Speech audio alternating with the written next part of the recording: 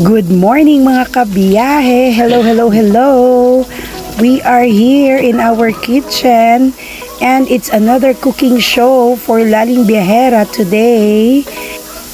Today's vlog is cooking ampalaya with alamang or shrimp paste and putting some eggs on it because this is my favorite meal every morning.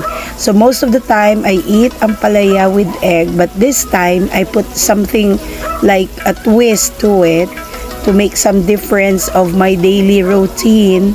So I am putting here shrimp paste or alamang in Filipino, and I have to make gisa or saute so that the shrimp paste and the tomatoes will bind together. And now I'm putting the ampalaya or the bitter gourd. This is my favorite morning breakfast. So most of the time I only eat this one because I'm not eating rice because of my diet. So I'm doing just eating the viand or the ulam, especially on breakfast. But my breakfast time is mostly in around 10 or 11 a.m. because I wake up late. That's why it's my cooking time at this moment.